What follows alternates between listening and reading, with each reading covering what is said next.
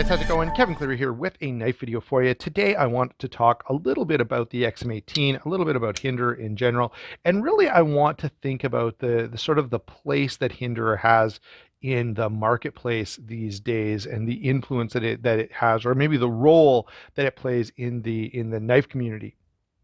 When I first got into knives, I have to tell you, this was the pinnacle of everyone's dreams and desires. Like everyone was talking about the XM18, everyone wanted one. There were so many videos being made about this. They were really hard to get, like to where, I mean, Rick Hinderer just couldn't keep up with demand, and that meant the secondary market went through the roof. Like, these retailed, I think, for 415 at the time, and people were paying $1,000, seven, eight, nine, $1,000 for an XM18.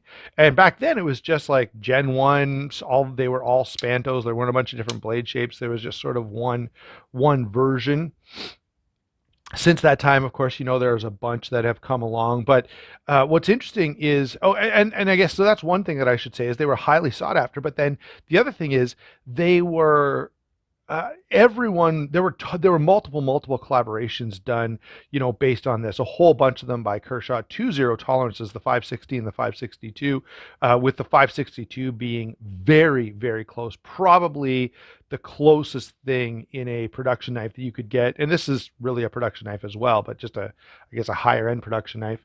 But the Kershaw Cryo was based on this, and that has continued. Like we still have, it wasn't that long ago that Zero Tolerance did the 0393 based on the Hinderer Eclipse.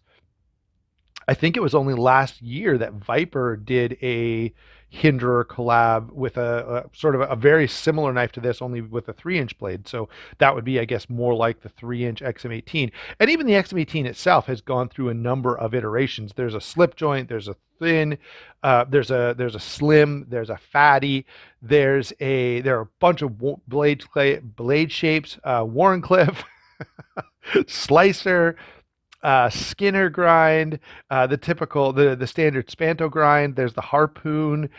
So not only have there been a bunch of collaborations since that time, but Hinderer knives themselves have really flexed this particular design and done a lot with it. And I think, frankly, I think that's good because this is a good design. There's a reason this is so popular. There's a reason that people continue to want it.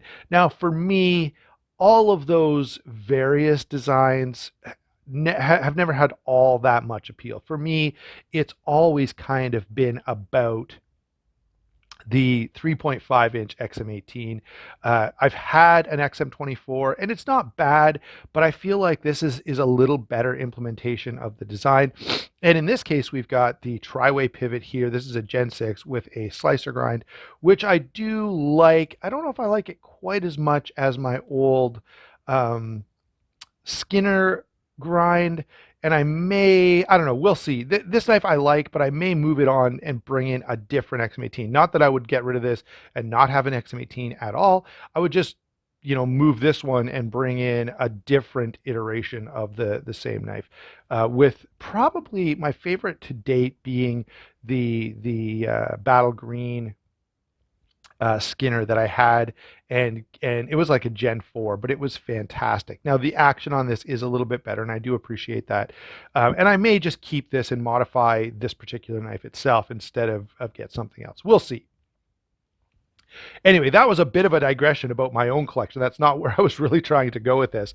But I do want to ask, what is the role of Hinderer these days? Is it still as sort of central in the minds of enthusiasts as it has been? Is there, what overshadows it? The two big ones that come to mind are the Koenig Arius, and now there's a mini Arius, and some stuff from the Holtz. But those knives, I guess a standard Arius, I think you can still get one for around 500 and some odd dollars. Good luck finding one. The Arius is kind of in the place that Hinderers were in when I first got into knives. All right. So I guess in that sense, it's been knocked off its plateau a little bit. However, I know there's still a lot of love out there for Hinderer. And so now I've kind of talked about the past. I've talked about the influence that Hinderer has had on the market and continues to have in some ways, specifically this particular design here. I've talked about some of the variations that have come along of this knife. And now I want to I want to talk a little bit more about the demand for this and why it's popular and what makes it good and perhaps why, well, we have kind of moved on. Perhaps what a lot of people are still looking for is something like the Hinder XM18. First of all, let me say this knife is better balanced than a lot of people give it credit for. This is a hard use knife. It's heavy duty for sure. And so what I mean by better balanced is this knife came around when people were, when there was this effort to make a folding knife that was really heavy duty, really strong, really capable. And I absolutely think that this knife delivers that.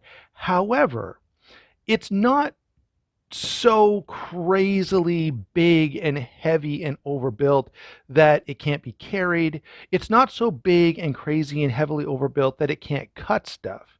And it's not so big, heavy, and crazy and overbuilt that it's so big that it's not practical, right? This is, to me, not that big of a knife.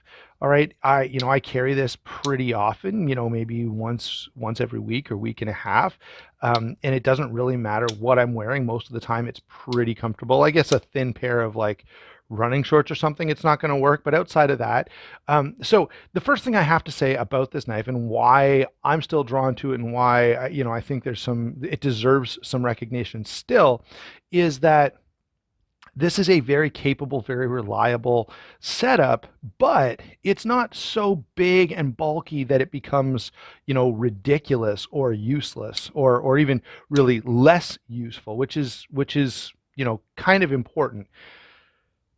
And so I wanted to, so that's the first thing that I wanted to say. The second thing that I want to say is the way this is built, the tolerances are excellent. So if you have one of these, if you've ever taken it apart and put it back together, it's a joy to work on. It just comes apart so easily. Everything comes apart. Everything fits back together exactly the way you want it to. Of course, in this case, you're encouraged these days, with the tri-way pivot, you're kind of encouraged to take it apart because you can switch out the pivot for bearings or phosphor bronze washers or Teflon, all of which I think work fine. All right. I'm not, you know, do the bearings make it a little more fidgety? Yeah, sure they do.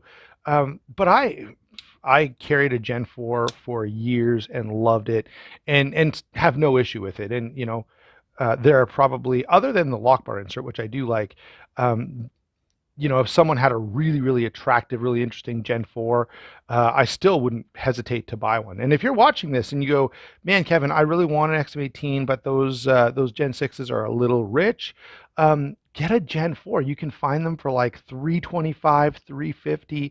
I'm sure there's probably some out there that are less than that, but they're probably not in great condition.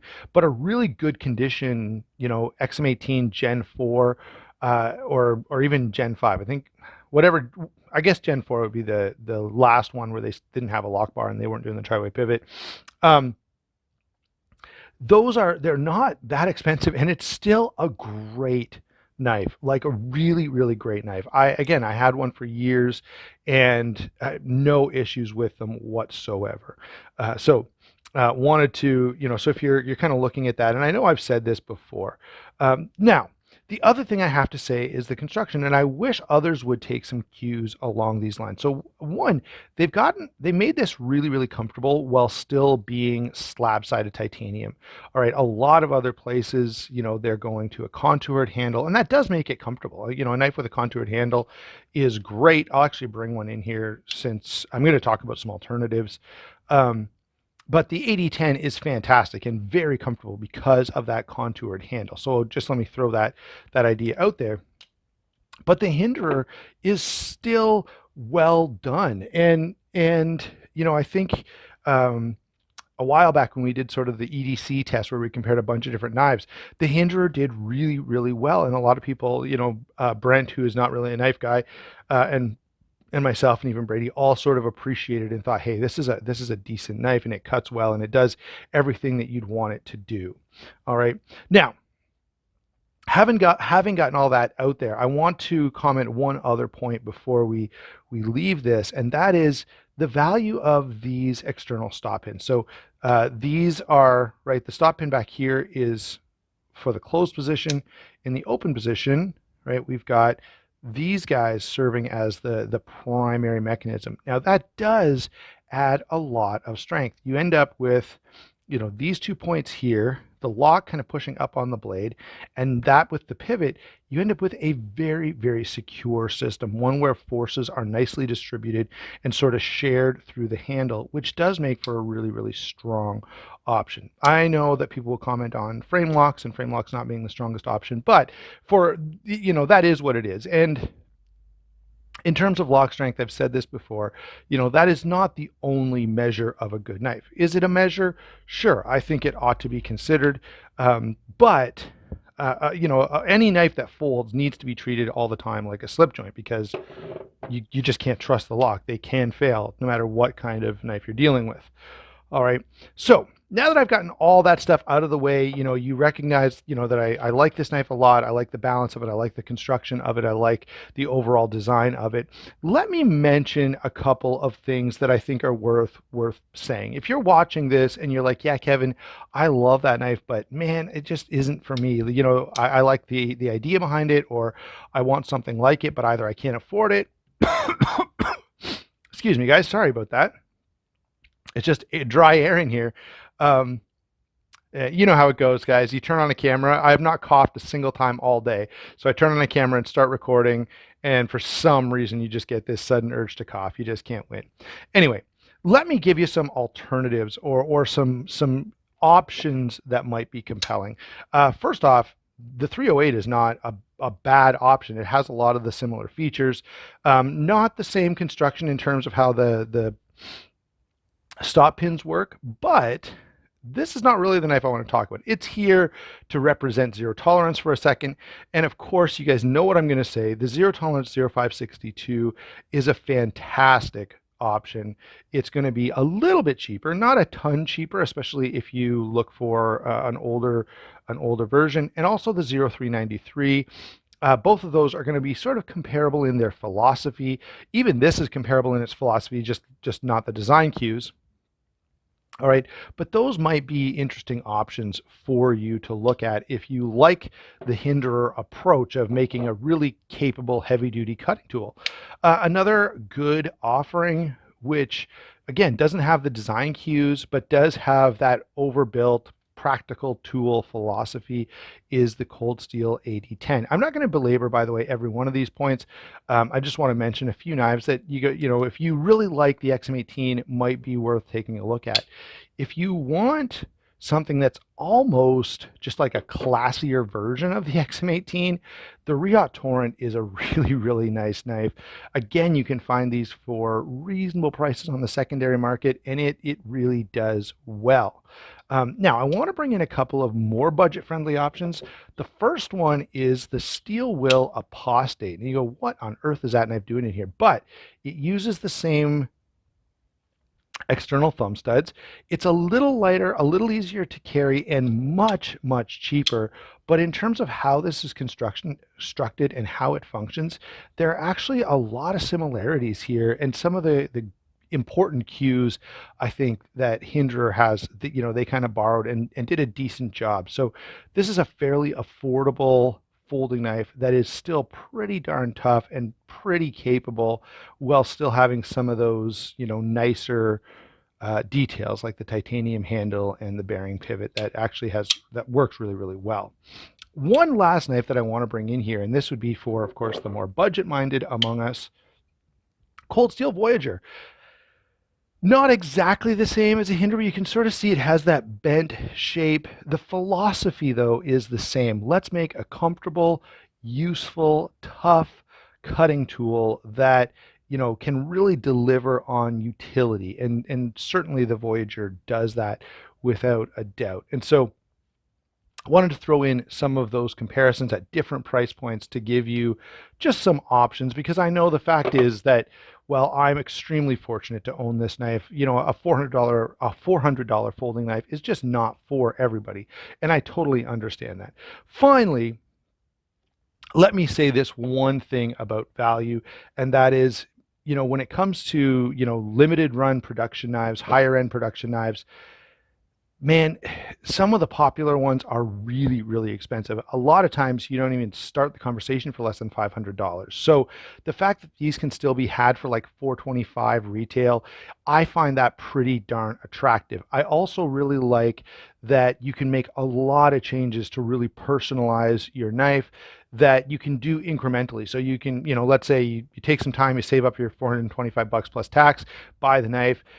Then you want to change the scale, change the hardware, change inserts. There's lots of things that you can do that will personalize the knife that you don't have to be able to pay for up front, like you would if you ordered, I don't know, a Holt Spectre and you wanted some fancy stuff on it.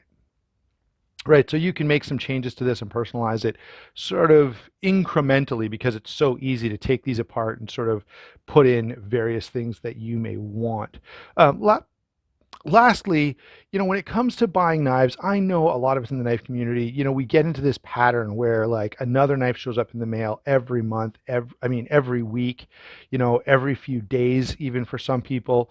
Um, Sometimes myself included, depending on how things work out. But if you're buying, $100 knife every month, take a break, take 6 months off, and I think most people would really enjoy a Hinderer, maybe a Chris Reeve, whatever the case may be. If you're a knife enthusiast, you're already spending an X number of dollars per month on knives. It doesn't hurt to take that money, set it aside for a little while to save up for something a little more high end. If you want that, by the way, not everyone does, but if you're just thinking like, man, I would love to have one, but I'll just never afford it, but you're already spending $100 a month on the hobby, then you probably can afford it. It just needs to, you just need to make some slight adjustments. So there you go, guys. Those are my thoughts on the XM18. Why I still love it. Why I still think it deserves a place of a certain amount of prominence in the knife community and certainly in our collective desire. If you're just getting into knives, this is a great knife to look at, and it's doing some things as well as or even better than some of the other, highly sought after high-end folders that are out there right now. So thanks a lot for watching. Don't forget to like and subscribe. We will talk to you soon.